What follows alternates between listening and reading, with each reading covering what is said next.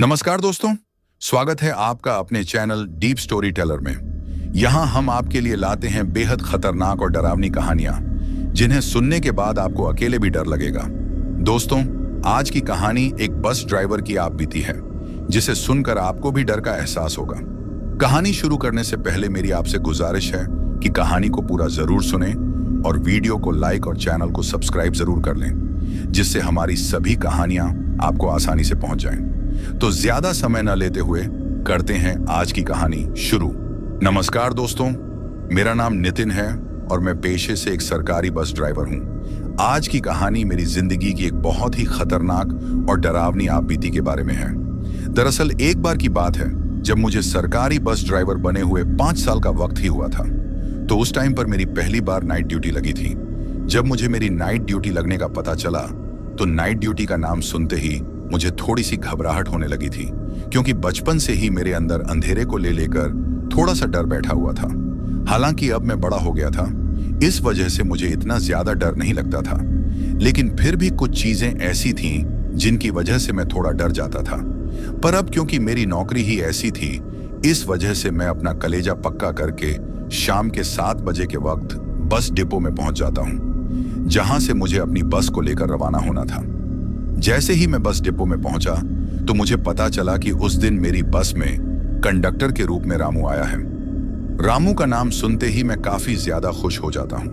क्योंकि मैंने और रामू ने कुछ महीनों पहले भी एक साथ लगभग 1 साल तक काम किया था। और उस 1 साल में रामू का और मेरा इतना ज्यादा मिलना जुलना हो गया था कि हमारी दोस्ती काफी गहरी हो गई थी। पर फिर बीच में अचानक से ही रामू का कहीं और ट्रांसफर हो जाता है, जिसकी वजह से हम दोनों को बिछड़ना पड़ता है। पर अब दोबारा से रामू के वहां आने की बात सुनकर मैं काफी ज्यादा खुश हो गया था। और खास तौर पर नाइट ड्यूटी में अगर वह मेरे साथ था तो फिर मुझे डरने की कोई जरूरत ही नहीं थी, क्योंकि रामू काफी ज्यादा निडर इंसान था। इसके साथ ही वह इतना ज्यादा बकलोल था कि हर वक्त कुछ ना कुछ बातें बताकर मुझे हंसाता ही रहता था। तो उस दिन भी जब मैं इतने टाइम बाद रामू से मिला तो मैं उससे कहता हूं कि अरे रामू कैसा है, क्योंकि मैं उसे शुरू से ही प्यार से रामू की जगह रामू कहकर बुलाता था। फिर उस दिन वहां पर कुछ थोड़ी बहुत बातें करने के बाद हम अपनी बस को लेकर निकल जाते हैं। लेकिन जैसे ही हम अपनी बस को लेकर वहां से निकले तो बस के आगे वाले शीशे पर कुछ ओश की सी गिरती हुई बूंदों को देखकर मैं रामू से कहता हूं कि यार, लगता है थोड़ी ही देर में बारिश आने वाली है, क्योंकि उस वक्त बारिश का ही मौसम था। तो मेरे ऐसा कहने पर रामू मुझसे कहता है कि आने दो, अगर बारिश आती है तो हम लोग तो बस में बैठे हुए हैं, बारिश हमारा क्या बिगाड़ लगी। अब रामू ने उस वक्त यह बात कह तो दी थी, लेकिन उसे शायद इस बात का अंदाजा नहीं था कि आज वह बारिश हमारा बहुत कुछ बिगाड़ने वाली थी। बस डिपो से निकलने के बाद मैं और रामू हमारी बस को लेकर अलग अलग गांवों की छोटी छोटी सड़कों से होते हुए सवारी लेकर आगे बढ़ रहे थे। अब क्योंकि रात की नाइट ड्यूटी थी तो दिन की तुलना में सवारियां भी काफी कम मिल रही थीं। बस में पीछे की तरफ जितनी भी सीटें थीं, उनमें से आधी से ज्यादा सीटें तो खाली ही थीं। वहां से निकलने के बाद हम लोगों को एक जंगली इलाके का सामना करना पड़ता है, यानी कि उस गांव से निकलने के बाद आगे का जो रास्ता था वह काफी ज्यादा सुनसान और वीरान था। सड़क के दोनों तरफ काफी घना जंगल वाला एरिया था। वहां से हम लोगों को लगभग 30 किलोमीटर का सफर तय करने के बाद ही आगे कोई दूसरा गांव मिलने वाला था। लेकिन उस 30 किलोमीटर के सफर के दौरान 9 किलोमीटर आगे निकलने के बाद एक ऐसी जगह आने वाली थी जिस जगह के बारे में सोचकर ही मेरे को कई बार डर लगता था। और आज तो मैं रात के वक्त वहीं से गुजरने वाला था। दरअसल आगे घाटी पड़ती थी जो कि पूरी एक जंगली इलाके से होकर गुजरती थी। उस घाटी में जो सड़क थी वो इतनी ज्यादा ढलान वाली थी कि कई बार तो दिन के वक्त ही वहां पर एक्सीडेंट हो जाते थे। और जो एक्सीडेंट होते थे वह दिन की तुलना में रात के वक्त ज्यादा होते थे, क्योंकि उस वक्त उस घाटी में जो सड़क थी उसके किनारों पर ना ही तो कोई दीवार बनाई गई थी और ना ही वहां पर कुछ ऐसा लगाया गया था जिसकी वजह से ड्राइवर को यह पता चल सके कि सामने की तरफ खाई है। और अचानक घुमाव आने की वजह से इससे पहले कि ड्राइवर अपना जो भी साधन होता था, चाहे वह कोई बस हो या फिर ट्रक हो या फिर बाकी की कोई दूसरी गाड़ी हो, उसको वह अनक से घुमाव आने के बाद इससे पहले कि उस घुमाव में घुमा पाता या ब्रेक लगा पाता, उससे पहले ही वह गाड़ी आगे की तरफ खाई में जाकर गिर जाती थी। और उसमें सवार लोग उस दुर्घटना का शिकार हो जाते थे। पर जो कोई भी ड्राइवर उस दुर्घटना में जिंदा बचता था, उसका यही कहना होता था कि मैंने गाड़ी को ब्रेक लगाने की और घुमाने की काफी कोशिश की थी, लेकिन ना ही तो गाड़ी के ब्रेक लगे और ना ही घुमाव के साथ साथ गाड़ी साइड में घूमी, बस वो सीधा जाकर खाई में गिर गई। अब जब हम लोग कई बार लोगों से यह बातें सुन लिए थे, तो मेरे मन में भी उस जगह को लेकर एक अजीब सा डर बैठ गया था। लेकिन उस वक्त सभी को यही लगता था कि वहां की भौगोलिक स्थिति वैसी होने के कारण ही वहां पर इतने ज्यादा हादसे होते हैं। लेकिन शायद किसी को इस बात का अंदाजा नहीं था कि उन सब चीजों के होने के पीछे कोई और वजह भी हो सकती है। क्योंकि आप लोगों ने भी अपने बचपन से लेकर अब तक अपने बड़े बुजुर्गों से या फिर बाकी उम्र दराज लोगों से ऐसा सुना होगा कि अगर किसी सड़क हादसे में कोई इंसान को... नमस्कार दोस्तों, स्वागत है आपका अपने चैनल डीप स्टोरी टेलर में। यहाँ हम आपके लिए लाते हैं बेहद खतरनाक और डरावनी कहानियां, जिन्हें सुनने के बाद आपको अकेले भी डर लगेगा। दोस्तों, आज की कहानी एक बस ड्राइवर की आप बीती है, जिसे सुनकर आपको भी डर का एहसास... मौत मारा जाता है, यानी कि उसकी मौत उस वक्त नहीं थी, लेकिन फिर भी वह उस हादसे की वजह से मारा गया। तो ऐसे लोगों की आत्माएं कभी मुक्त नहीं हो पाती हैं और वह उसी जगह पर भटकती रहती हैं जहां पर उन्होंने उस हादसे में अपना शरीर छोड़ा था। और मरने के बाद वह एक शैतानी आत्मा बन जाती है, जो कि रात में उस तरह की सुनसान जगहों से गुजरने वाले लोगों के साथ कुछ करती थी, जिसकी वजह से वह लोग भी वहां पर एक ऐसे हादसे का शिकार हो जाते थे जिसमें कम से कम एक इंसान की मौत तो जरूर होती थी। और फिर जो इंसान उस हादसे में मरता था, उसकी आत्मा को पहले से भटकती हुई वह आत्मा अपने साथ ले लेती थी। अब जिस घाटी की मैं बात कर रहा हूं, वहां पर भी पहले के टाइम पर इतने ज्यादा एक्सीडेंट हो चुके थे कि उन एक्सीडेंट में बहुत से लोगों ने अपनी जान गंवा दी थी। इसीलिए जब उस रात हम लोगों ने जय जैसे ही गांव को पार किया, तो उससे आगे जैसे ही बस चलती गई, तो मैं मेरे केबिन में बैठे हुए मेरे कंडक्टर से कहता हूं कि यार रामू, आगे जो घाटी आने वाली है, उस घाटी में मुझे बहुत ज्यादा डर लगता है, क्योंकि मैंने ऐसा सुना है कि रात के वक्त वहां पर कई डरावनी आत्माएं भटकती हैं। तो मेरे मुंह से ये बात सुनते ही रामू मुझसे कहता है कि अरे यार, तुम्हें डरने की जरूरत नहीं है। जहां पर रामू आ जाता है, वहां पर उस तरह की भटकती हुई आत्माएं दूर दूर तक भी नजर नहीं आती है मुझसे। ये बात कहते हुए रामू जोर जोर से हंसने लगा था और उन सब चीजों का उपहास उड़ाने लगा था। लेकिन उस वक्त उसको इस बात का जरा भी अंदाजा नहीं था कि उन चीजों का उपहास उड़ाना अपनी मौत को दावत देने के जैसा ही होता है। क्योंकि यह जरूरी नहीं है कि जिस जगह पर वह आत्माएं अपना बसेरा बनाती हैं, वह हर वक्त वहीं पर रहती हैं, बल्कि यह भी हो सकता है कि अपनी तरफ आते हुए शिकार को वह पहले से ही अपनी तरफ खींचने के लिए हर संभव कोशिश करती हो, जिससे कि वह शिकार दूसरी तरफ भटक कर उनसे दूर न चला जाए। और शायद उस वक्त भी वैसे ही कोई डरावनी रूह हमारी बस के अंदर भी मौजूद थी, जो रामू की कही हुई हर एक बात को बड़े ही गौर से और ध्यान से सुन रही थी। अब वह ऐसा क्यों कर रही थी, इसके बारे में तो आप लोगों को अभी थोड़ी ही देर में पता चलने वाला है। अब रामू से इस तरह की बातें करते करते ही हम उस घाटी तक पहुंच जाते हैं। जैसे ही हम लोग वहां उस घाटी में पहुंचे, तो मैं बड़े ही ध्यान से अपनी बस को धीरे धीरे उस घाटी के ढलान से नीचे उतारने लगता हूं। उस वक्त बस में पीछे की तरफ सिर्फ 15 से 20 लोग ही मौजूद थे, क्योंकि एक तो रात का वक्त था और ऊपर से बारिश भी आ रही थी। इस वजह से उस दिन हम लोगों को कुछ ज्यादा सवारियां नहीं मिली थी। बस में जो लोग मौजूद थे, उनमें से 4 से 5 तो औरतें थीं और बाकी के मर्द लोग थे, जो कि पीछे की तरफ बड़े ही आराम से बैठे हुए थे। उन्हीं लोगों में से 2 बुजुर्ग लोग भी थे, जो कि पीछे की तरफ बैठे हुए अपनी ही बातों में मशगूल थे। उन दोनों बूढ़े आदमियों को देखकर ऐसा लग रहा था कि जैसे वो काफी जिगरी दोस्त हैं। अब बस धीरे धीरे उस घाटी में नीचे की तरफ उतरने लगी थी। लेकिन जैसे ही हमारी बस उस घाटी में नीचे की तरफ उतरने लगी, तो आसमान से जोर जोर की बिजली कड़कने लगी और इसके साथ ही बारिश की जो रफ्तार थी वह भी काफी तेज हो गई थी। उस माहौल को देखकर ऐसा लग रहा था कि जैसे थोड़ी ही देर में भयानक तरीके से तूफान आने वाला है। इसीलिए रामू मुझसे कहता है कि मैं थोड़ा बस को जल्दी चलाऊं, ताकि हम कोई भी तूफान आने से पहले ही उस घाटी को पार करके निकल जाए। क्योंकि अगर लगातार इसी तरीके से बारिश आती रही, तो थोड़ी ही देर में ऊपर की तरफ से घाटी में बारिश का पानी एक साथ बहते हुए आ जाएगा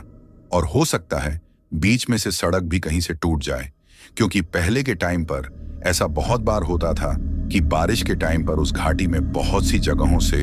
वह सड़क टूट जाती थी, जिसकी वजह से उधर से आना जाना बिल्कुल ही बंद हो जाता था।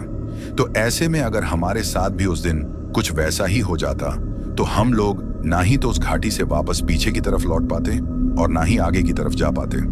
लेकिन हमें इस बात का बिल्कुल भी पता नहीं था कि आगे चलकर हमारे साथ बिल्कुल वैसा ही होने वाला है जैसा हम लोग इस वक्त सोच रहे हैं। यानी कि जैसे ही हम उस घाटी में थोड़ा सा आगे की तरफ बिल्कुल एक ढलान वाली जगह पर पहुंचे तो हमें दिखाई दिया कि एक तरफ से पानी का बहुत बड़ा झरना उस सड़क से होकर नीचे की तरफ गिर रहा है। उस वक्त उस पानी की रफ्तार इतनी तेज थी कि सड़क के बगल से मिट्टी पूरी तरीके से कट चुकी थी और देखते ही देखते वह सड़क बीच में से टूटकर उस बरसात के पानी के नाले के साथ बहकर नीचे खाई में गिर गई थी। तो अब ऐसे में मुझे मजबूरी में बस को वहीं पर रोकना पड़ा था। लेकिन उस वक्त हम लोग हमारी बस के साथ एक ऐसी जगह पर मौजूद थे जहां से बस को ना ही तो वापस घुमाया जा सकता था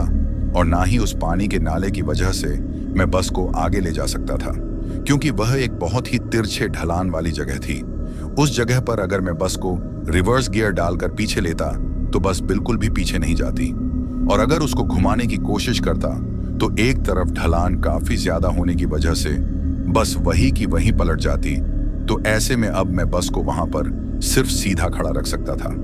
इसके अलावा हमारे पास और कोई दूसरा रास्ता नहीं था। अब मेरे साथ साथ बस में जो सवारियां बैठी हुई थी वह भी वहीं पर फंस चुकी थी। रात के लगभग 10 बजे के आसपास में हम लोग वहां पर फंसे थे, पर उस रात 10 बजे से लेकर रात के 1 बजे के बीच तक बारिश बिल्कुल उसी तरीके से लगातार बरस रही थी, जिसकी वजह से उस घाटी में चारों तरफ से पानी आकर गिरने लगा था। और वह जो पानी का नाला था उसने धीरे धीरे एक बहुत बड़ा रूप ले लिया था। उस वक्त उस पानी की रफ्तार को देखकर ऐसा लग रहा था मौत मारा जाता है, यानी कि उसकी मौत उस वक्त नहीं थी, लेकिन फिर भी वह उस हादसे की वजह से मारा गया। तो ऐसे लोगों की आत्माएं कभी मुक्त नहीं हो पाती हैं और वह उसी जगह पर भटकती रहती हैं जहां पर उन्होंने अगर थोड़ी ही देर में बारिश नहीं रुकी और इस पानी की रफ्तार धीमी नहीं हुई तो जल्द ही यह पानी हम लोगों तक भी पहुंच जाएगा, क्योंकि उस वक्त हमारी जो बस थी वह उस पानी से लगभग 100 से 150 मीटर की ऊंचाई पर ही उस सड़क पर खड़ी हुई थी। तो ऐसे में अपने सामने इतने भयानक तरीके से उस पानी को खाई में गिरते हुए देखकर उस पानी की आवाज से ही हमें काफी ज्यादा डर लग रहा था। लेकिन फिर जैसे ही रात के 12 बजे तो बारिश का स्तर धीरे धीरे कम हो गया और लगभग आधे घंटे में ही काफी तेजी से आने वाली वो बारिश पूरी तरीके से बंद हो चुकी थी। उस वक्त आसमान से बारिश की एक भी बूंद नहीं गिर रही थी। अचानक से हुए उस मौसम के बदलाव को देखकर हमें कुछ बहुत ज्यादा अजीब लग रहा था। उस वक्त जब अचानक से वह बारिश रात के 12 बजे के आसपास रुकी तो उस चीज को देखकर ऐसा लगा कि जैसे हमें यहाँ पर रोक कर रखने के लिए ही इस वक्त तक ये बारिश आ रही थी। शायद कोई ऐसी चीज थी जो ये चाहती थी कि हम लोग वहां से वापस निकल ही ना पाए और हमारे साथ कुछ ऐसा हो जिसकी वजह से हम वहीं के वहीं फंस कर रह जाएं।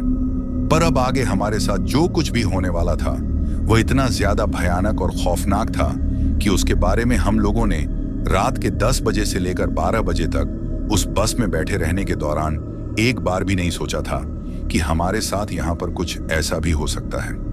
उन 3 घंटों में मैंने बस में बैठे हुए उन लोगों से काफी सारी बातें की थी। उनसे बातें करने के दौरान मुझे यह पता चला था कि वो लोग वहीं के अगल बगल के गांवों के ही रहने वाले हैं। लेकिन अब जैसे ही बारिश रुकी तो बारिश के रुकने के बाद भी वह पानी का नाला लगातार बहता हुआ आ ही रहा था। हालांकि बारिश के रुकने के बाद उसकी रफ्तार थोड़ी धीमी जरूर पड़ गई थी, लेकिन तभी अचानक से ही हमारी बस का दरवाजा खटकता है। कोई था जो बाहर की तरफ से बार बार उस दरवाजे के ऊपर हाथ मारकर उसको खटखटा रहा था। लेकिन बारिश की वजह से उस बस के दरवाजे पर बाहर की तरफ पूरी तरीके से पानी जम चुका था और वह जो दरवाजे का शीशा था वह उस वक्त थोड़ा धुंधला हो गया था, जिसकी वजह से हमें यह दिखाई नहीं दे रहा था कि बाहर की तरफ से जो बस का दरवाजा खटखटा रहा है वो कौन है। पहले तो हमारे मन में आया कि कहीं कोई जंगली जानवर तो नहीं आ गया है, लेकिन फिर जिस तरीके से वो खटखटाने हों की आवाज आ रही थी, उस आवाज को महसूस करके तो हमें यही लगता है कि बाहर की तरफ कोई जानवर नहीं बल्कि कोई इंसान ही है। लेकिन उस वक्त बाहर की तरफ सच में जो कोई था वो ना ही तो कोई जानवर था और ना ही कोई इंसान था, बल्कि वो कोई और ही चीज थी जिसके बारे में उस वक्त हम लोगों को पता नहीं था। पर जैसे ही हमने डरते डरते बस का हल्का सा दरवाजा खोला तो हमें दिखाई दिया कि बाहर की तरफ एक 45 साल की अधेड़ उम्र की औरत खड़ी हुई है और उसके साथ में वहां पर 2 लड़कियां और हैं जिनकी उम्र लगभग 22 से 25 साल के आसपास में रही होगी। उनके पहनावे को देखकर ऐसा लग रहा था कि जैसे वह पास के ही किसी गांव की रहने वाली है, कि उन्होंने बिल्कुल किसी गांव वाली औरतों की तरह के ही कपड़े पहन रखे थे। पर उस वक्त वो पूरी तरीके से भीगी हुई थी और सर्दी की वजह से काफी ज्यादा ठिठुर रही थी। उन लोगों को उस हालत में देखकर मैं बस का पूरा दरवाजा खोल देता हूँ और जैसे ही मैं बस का दरवाजा खोलता हूँ तो वह बूढ़ी औरत अपनी मोटी मोटी आंखों से मेरी तरफ घूरने लगती है। लेकिन तभी मैं उससे कहता हूँ कि अरे माता जी, अब बाहर ही खड़े रहोगे या अंदर भी आओगे? तो मेरे इतना कहते ही उस बूढ़ी औरत से पहले ही उसके साथ वो जो 2 लड़कियां थीं वो बस के अंदर चढ़ने लगती हैं और उन दोनों के चढ़ते ही वह अधेड़ उम्र की बूढ़ी औरत भी बस के अंदर चढ़ जाती है। उन लोगों के वहां पर चढ़ते ही मैं बस के दरवाजे को फिर से बंद कर देता हूं, क्योंकि बारिश की वजह से अब उस घाटी में काफी ज्यादा ठंडी ठंडी हवा चलने लगी थी, जिसकी वजह से बस में बैठे हुए बाकी के लोगों को भी काफी सर्दी लग रही थी। अब जैसे ही वह तीनों बस में चढ़ती हैं तो उनके वहां पर चढ़ते ही मैं देखता हूं कि वह किसी से कुछ बात किए बिना ही बस में सबसे पीछे वाली सीट पर जाकर बैठ जाती है। वहां पर बैठकर वह एक दूसरे से ही कुछ बोल रही थी, लेकिन वह आपस में क्या बातें कर रही थी यह हम में से किसी को भी समझ में नहीं आ रहा था। पर तभी मैं रामू से कहता हूं कि यार रामू, वह तीनों बारिश में काफी ज्यादा भीगी हुई हैं और उनकी हालत को देखकर ऐसा लग रहा है कि जैसे उनको काफी सर्दी लग रही है। अगर तेरे पास उनको देने के लिए कोई कपड़ा है तो दे दे। मैं तो आज घर से अपना कपड़ों वाला बैग लेकर नहीं आया हूं, क्योंकि मुझे तो यह अंदाजा ही नहीं था कि आज बारिश भी आ सकती है। तो मेरे ऐसा कहते ही रामू कहता है कि अरे हाँ, मैं अपने साथ अपनी कंबल लेकर आया हूं, तो तू ये कंबल उनको ले जाकर दे दे। अभी रामू ने मुझसे इतना कहा ही था कि तभी अचानक से ही पीछे की तरफ से उन दोनों लड़कियों में से एक लड़की की हंसने की आवाज आती है। लेकिन तभी उनके साथ वह जो बूढ़ी औरत थी वह उस लड़की को छुप करा देती है। फिर जब रामू ने मुझे वो अपनी कंबल दी तो मैं उससे वो कंबल लेकर धीरे धीरे चलते हुए बस मैं पीछे की तरफ उनके पास जाता हूँ और जैसे ही मैं उनके पास जाता हूँ तो मैं उनको वह कंबल देते हुए कहता हूँ कि आप लोग इसको ओढ़ लीजिए। आपको देखकर ऐसा लग रहा है कि जैसे आपको सर्दी लग रही है। तो मेरे इतना कहते ही वह बूढ़ी औरत मुझसे कहती है कि हमारी सर्दी इस कंबल से नहीं रुकने वाली, बल्कि हमारी सर्दी को रोकने के लिए हमें जो जुगाड़ करना है वह हम खुद ही कर लेंगे। मुझसे यह बात कहकर उस बूढ़ी औरत के होठों पर एक अजीब सी कुटिल मुस्कान आ गई थी, जैसे कि वो मुझे देखकर मुझे कोई चेतावनी देना चाह रही हो या फिर मेरे को वहां पर देखकर मेरी बेबसी और लाचारी पर मेरा मजाक उड़ा रही हो। लेकिन उस वक्त मुझे खुद को ही यह समझ में नहीं आ रहा था कि अगर थोड़ी ही देर में बारिश नहीं रुकी और इस पानी की रफ्तार धीमी नहीं हुई तो जल्द ही यह पानी हम लोगों तक भी पहुंच जाएगा, क्योंकि उस वक्त हमारी जो बस थी वह उसकी अगर यह बूढ़ी औरत मेरे को बेबस और लाचार समझकर मेरा उपहास उड़ा रही है तो इस वक्त मैं किस प्रकार से बेबस और लाचार हूं यह मुझे खुद को ही नहीं पता था, क्योंकि मुझे तो ऐसा कुछ भी नहीं लग रहा था जिसकी वजह से मुझे यह लगे कि मैं वहां पर किसी मुसीबत में हूं या फिर मुझे किसी मदद की जरूरत है।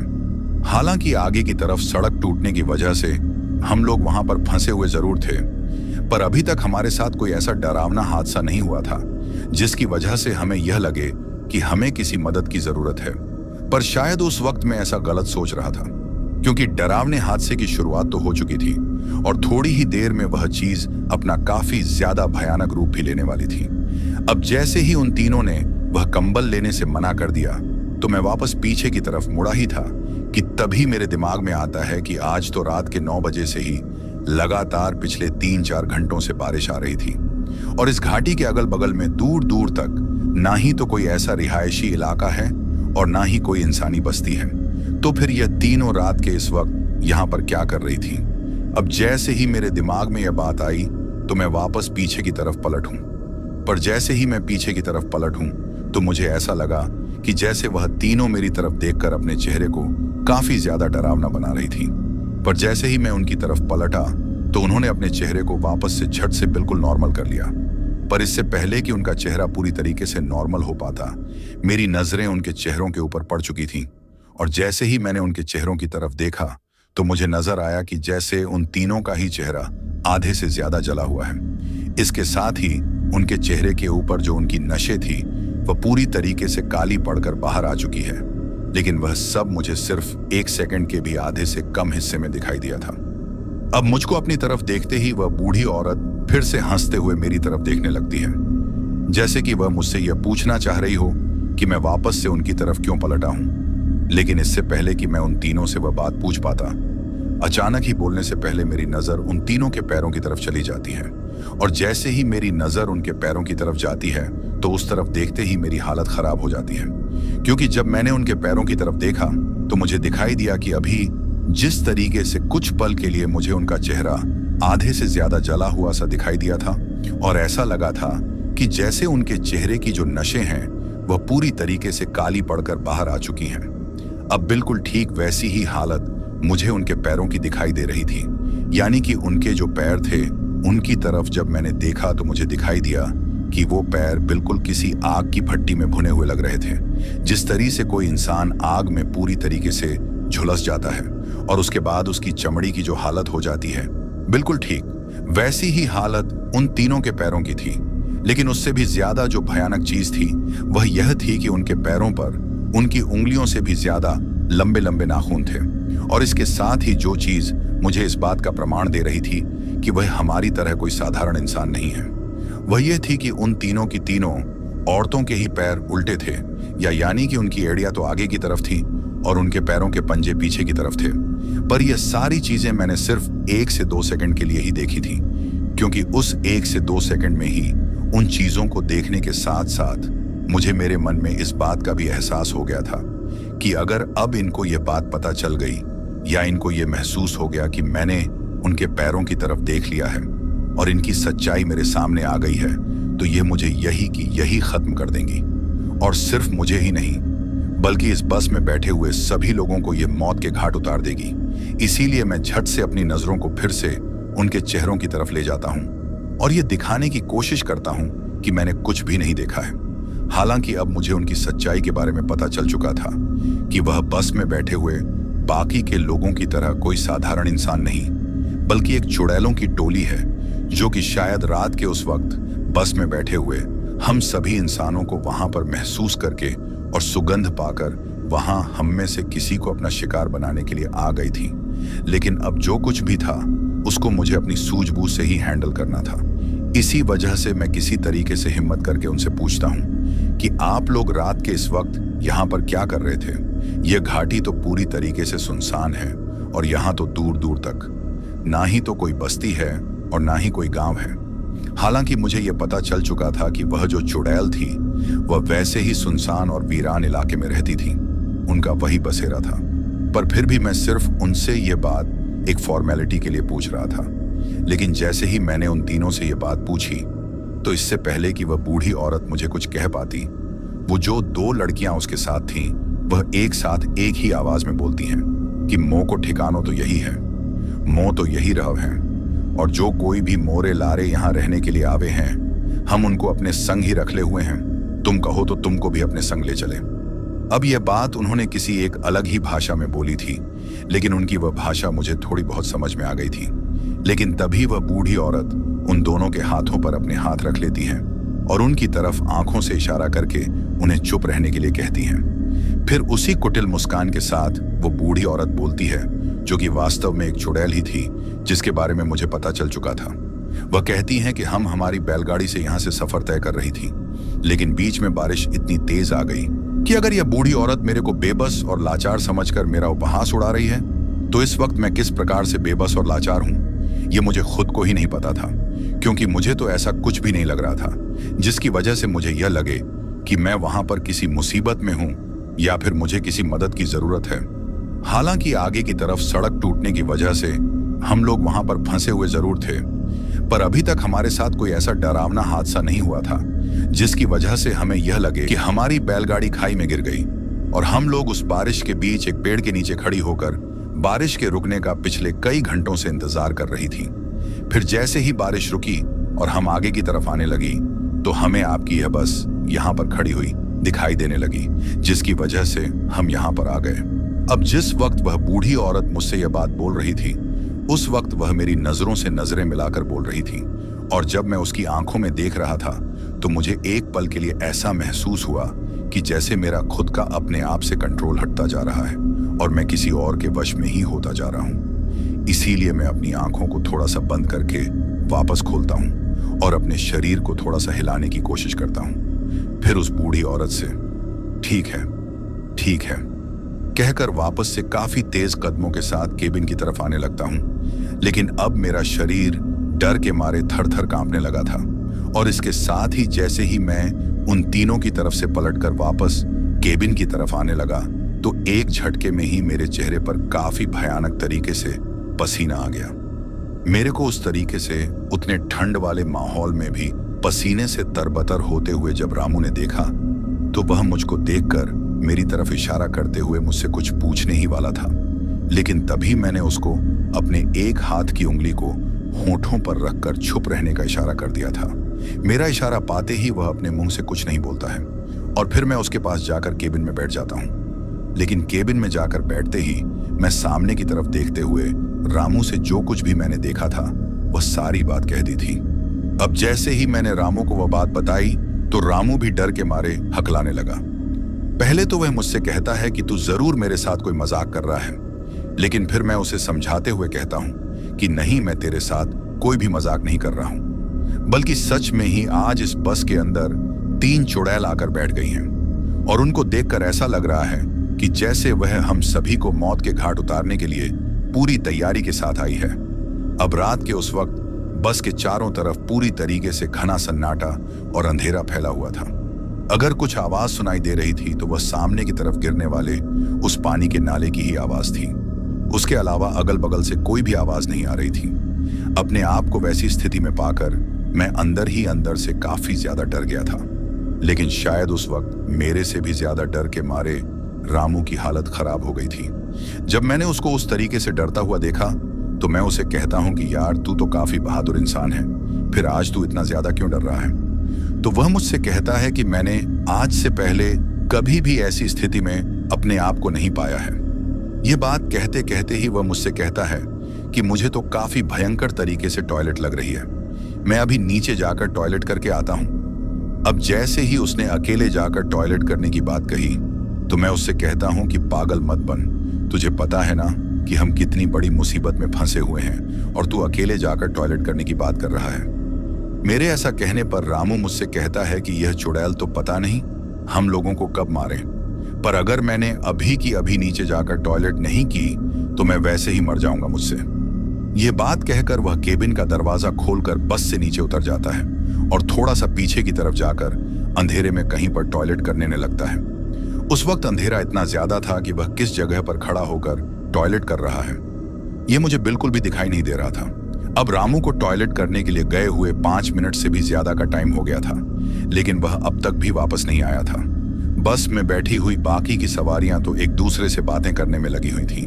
क्योंकि उन लोगों को तो इस बात का पता था कि जब तक बह नहीं हो जाती तब तक वह लोग वहां से नहीं निकल सकते, क्योंकि बाहर की तरफ पूरी तरीके से चारों ओर घाटी वाला इलाका था, तो बस से बाहर निकलने का भी खतरा था, क्योंकि उस घाटी में कई बार जंगली जानवर भी घूमते रहते थे। लेकिन उस वक्त उन लोगों को इस बात का पता नहीं था कि खतरा तो अब बस के अंदर आकर बैठ चुका है। अब रामू को गए हुए 5 मिनट वाला वक्त अब 10 मिनट में बदल चुका था, और 10 मिनट तक भी जब वह वापस नहीं आया तो मैं बस की खिड़की से बाहर की तरफ झांक कर पीछे की तरफ देखने की कोशिश करता हूं, लेकिन उस घने अंधेरे में रामू कहीं भी दूर दूर तक दिखाई नहीं दे रहा था। अभी मैं बस की ड्राइविंग सीट पर बैठा बैठा खिड़की से झांक कर पीछे की तरफ देख ही रहा था कि तभी मुझे अचानक से ही पीछे की तरफ से रामू की काफी भयानक तरीके से चीखने की आवाज सुनाई देती है। उस वक्त वह आवाज सिर्फ मुझे ही नहीं बल्कि बस में बैठी हुई बाकी की सवारियों को भी सुनाई दे गई थी। इसी वजह से सभी लोगों में हड़कंप मच गया था कि कंडक्टर की चिल्लाने की आवाज कहां से आ रही है। लेकिन जैसे ही रामू के चिल्लाने की आवाज आई तो मैं काफी ज्यादा डर गया था, पर उसी के साथ ही जब मेरी नजर बस की केबिन में ऊपर की तरफ पीछे देखने के लिए लगे हुए शीशे पर गई तो मुझे उस शीशे में बस की जो सबसे पीछे वाली सीट थी वह पूरी तरीके से खाली दिखाई देती है। यानी कि जब मैंने उस शीशे में देखा तो वह तीनों चुड़ैल अब बस से गायब थीं। जैसे ही मैंने यह चीज उस शीशे में देखी तो मैं पक्का यकीन करने के लिए उस ड्राइविंग सीट से उठकर पीछे की तरफ जाकर देखता हूं। और जब मैं वहां जाकर देखता हूं तो सच में ही वो तीनों वहां पर थीं। अब जैसे ही मुझे वह तीनों वहां से गायब दिखाई दी तो मैं बस में बैठी हुई बाकी की सवारियों से पूछता हूं कि अभी जो वह बूढ़ी औरत और उसके साथ में वह 2 लड़कियां थीं, वह बस से नीचे कब उतर गई। तो मेरे मुंह से यह बात सुनते ही सभी लोग कहते हैं कि हमने तो उन्हें बस से नीचे उतरते हुए देखा ही नहीं, कि हमारी बैलगाड़ी खाई में गिर गई और हम लोग उस बारिश के बीच एक पेड़ के नीचे खड़ी होकर बारिश के रुकने का पिछले कई घंटों से इंतजार कर बस में जब चढ़ी थी तब जरूर हमने उनको देखा था, पर अब तो कोई भी शख्स बस से नीचे उतरा ही नहीं है और बस का दरवाजा भी तो बंद है। अब जैसे ही यह चीज हुई तो पीछे की तरफ वह जो 2 बुजुर्ग लोग बैठे हुए थे वह मुझसे कहते हैं कि बेटा, जरूर कंडक्टर को कोई खतरा है, हम लोगों को नीचे उतर कर देखना चाहिए। अब जैसे ही उन दोनों बूढ़े आदमियों ने मुझसे यह बात कही तो मैं वहीं की वहीं जो कुछ मैंने देखा था वह सारी बातें उन दोनों बूढ़े आदमियों के साथ साथ बस में बैठी हुई बाकी की सवारियों को भी बता देता हूं। और जब उन दोनों बूढ़े आदमियों ने मेरे मुंह से यह बात सुनी तो वह मेरे ऊपर गुस्सा करते हुए मुझसे कहते हैं कि तुमने यह बात हम दोनों को पहले क्यों नहीं बताई। अगर तुम हमें यह बात पहले बताते तो शायद हम दोनों कुछ कर सकते थे, लेकिन अब तो वह यहां से गायब हो गई है और कंडक्टर भी बाहर अंधेरे में पता नहीं कहां है। जरूर उन तीनों चुड़ैलों ने ही उसके साथ कुछ किया है। मुझसे ये बात कहकर वह दोनों बूढ़े अपनी सीट से उठते हैं और फिर बस के गेट की तरफ जाने लगते हैं। लेकिन तभी मैं उनसे कहता हूं कि बाबा, वो तीनों बहुत खतरनाक और डरावनी हैं। तो मेरे मुंह से यह बात सुनकर वह दोनों बूढ़े आदमी मुझसे कहते हैं कि हम जानते हैं कि चुड़ैल खतरनाक ही होती हैं, लेकिन इस वक्त उस कंडक्टर की जान बचाना बहुत जरूरी है। मुझसे यह बात कह के जब वह दोनों बूढ़े आदमी बस से नीचे उतर गए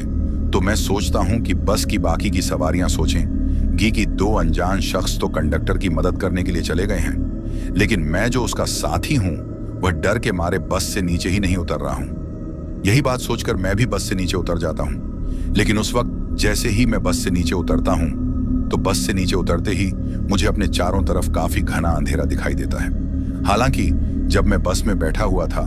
तब भी मुझे अंधेरा ही दिखाई दे रहा था, लेकिन बस से नीचे उतरते ही तो मुझे कुछ अजीब सा हो रहा था। ऐसा लग रहा था कि जैसे मैं अभी वापस से बस के अंदर चढ़ जाऊं, लेकिन फिर भी मैं किसी तरीके से हिम्मत करके धीरे धीरे पीछे जाने लगता हूं। लेकिन पीछे जाते वक्त मैं मेरे मन ही मन में हनुमान चालीसा बोल रहा था। पर तभी बस में से कुछ 2-4 लोग और उतरकर मेरे साथ आने लगते हैं। अभी हम सब लोगों को हमारे आगे आगे वो 2 बुढ़े आदमी ही अंधेरे में चलते हुए दिखाई दे रहे थे, क्योंकि उन्होंने सिर से लेकर पैरों तक सिर्फ सफेद रंग के कपड़े पहन रखे थे। उन्होंने सफेद रंग की धोती, सफेद रंग का कुर्ता और सिर पर भी सिर्फ सफेद रंग का साफा ही बांध रखा था। अभी हम उनके पीछे पीछे उसी तरफ जा रहे थे जिस तरफ से रामू के चिल्लाने की आवाज आई थी। लेकिन जैसे ही हम थोड़ा बहुत आगे गए तो कुछ दूर आगे चलने के बाद अब हमें वह दोनों बूढ़े आदमी भी दिखना बंद हो गए थे। उस वक्त मुझे लग रहा था कि कहीं रामू के साथ साथ उन दोनों को भी कुछ हो ना गया हो। उस वक्त मेरे मन में सिर्फ यही चल रहा था कि उन दोनों बूढ़े आदमियों को बुढ़ापे में इतनी ज्यादा बहादुरी दिखाने की क्या जरूरत थी।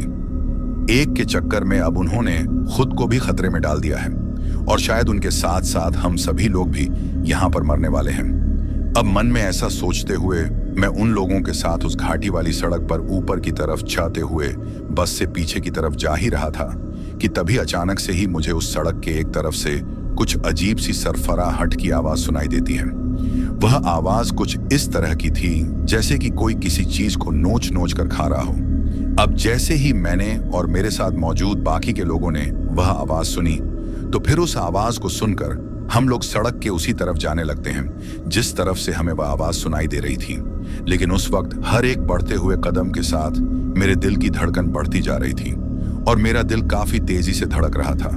लेकिन फिर भी मैं उन लोगों के साथ किसी तरीके से हिम्मत करके उस सड़क के किनारे जाकर खड़ा हो जाता हूँ। लेकिन वहां खड़ा होने के बाद हम लोगों को कुछ भी दिखाई नहीं दे रहा था, क्योंकि वहां जो खाई थी उसमें इतना ज्यादा अंधेरा था कि ठीक तरीके से कुछ दिखना तो दूर की बात थी,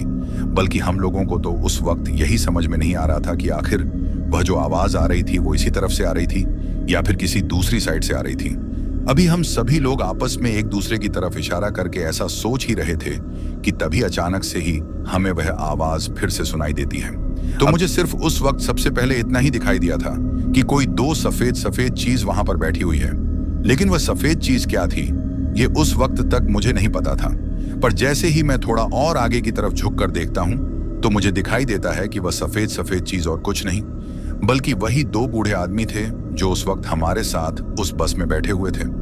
और जो हमारे से आगे आगे ही उस बस कंडक्टर रामू को ढूंढने के लिए आए थे। लेकिन फिर कुछ ही देर में हमारे आगे चलते चलते ही वो दोनों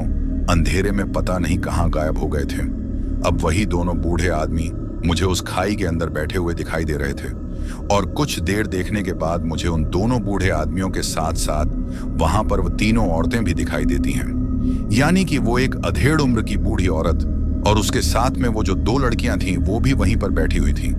एक तरफ वह दोनों सफेद कपड़े पहने हुए बूढ़े आदमी बैठे हुए थे और दूसरी तरफ वह तीनों औरतें बैठी हुई थीं और उनके बीच में कोई चीज ऐसी पड़ी हुई थी जिसके ऊपर वह लपक रहे थे। अब उन तीनों औरतों की तो उस चीज पर लपक की कहानी मुझे समझ आ रही थी, लेकिन वह जो बूढ़े आदमी थे वह भी उन चुड़ैलों के साथ वहां पर क्या कर रहे थे ये उस वक्त मुझे समझ नहीं आ रहा था। लेकिन तभी उस खाई के पास में जब मैं किनारे पर खड़ा होकर वो सब कुछ देख रहा था तो शायद मेरे पैर से कोई पत्थर टकराकर या फिर कुछ मिट्टी का हिस्सा वहां से टूट कर नीचे गिर जाता है। पर जैसे ही वह चीज नीचे गिरती है तो नीचे गिरने की वजह से उसकी वहां पर थोड़ी बहुत आवाज होती है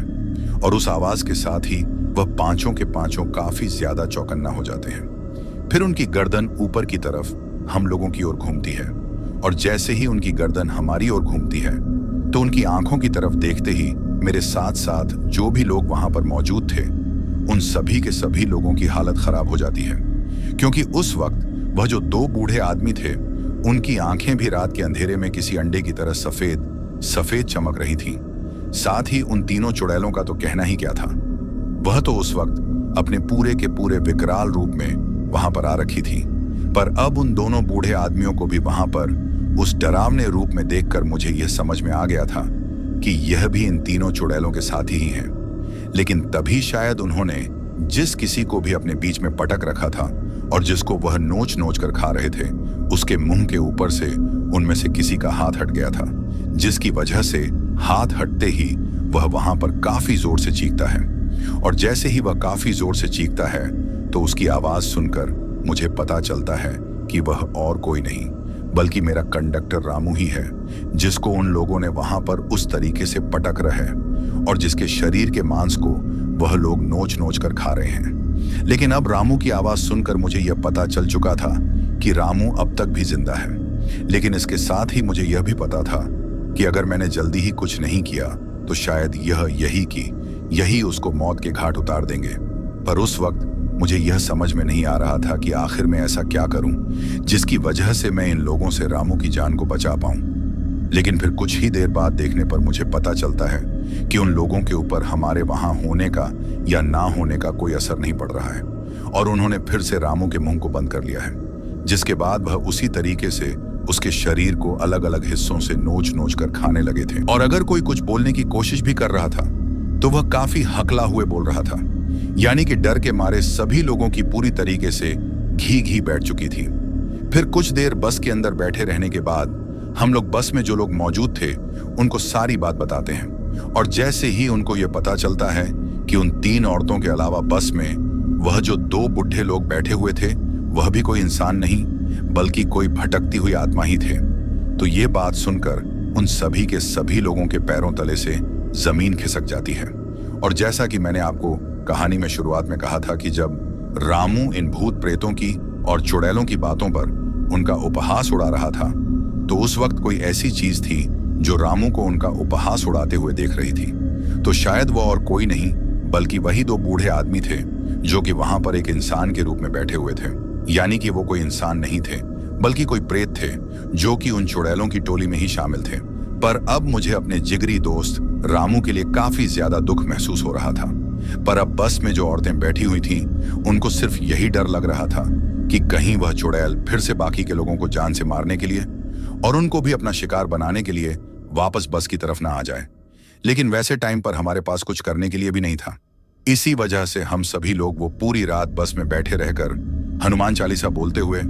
और जिसको जिस भी भगवान की आरती या फिर बाकी का कुछ आता था वो चीजें जोर जोर से उस बस के अंदर बोलकर निकालते हैं। फिर सुबह होने के बाद जब वहां से कुछ एक दो बाकी की गाड़ियां गुजरती हैं तो उन लोगों ने जब सड़क को टूटा हुआ देखा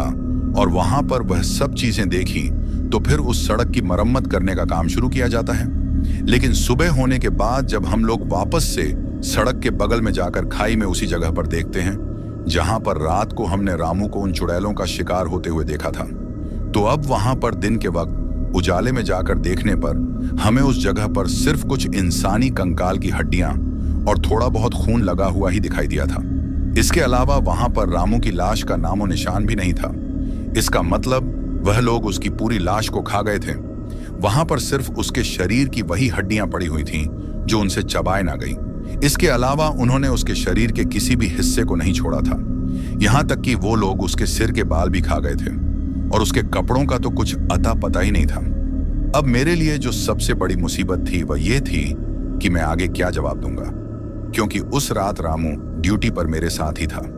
इसी वजह से हम लोगों ने बस के अंदर बैठे बैठे ही रात के टाइम पर ही यह प्लान बना लिया था कि मेरे साथ साथ बस में बाकी की जितनी भी सवारियां हैं वह किसी के भी पूछने पर यही बताएंगे कि रात के वक्त जब बारिश आ रही थी तो आगे की तरफ पानी के नाले की आवाज सुनकर रामू ये देखने के लिए गया था कि सड़क पर पानी कितना ज्यादा गहरा है, पर गलती से पैर फिसलने के कारण वह उसी पानी में बहकर नीचे खाई में गिर गया और उसके बाद उसका कुछ भी नहीं पता।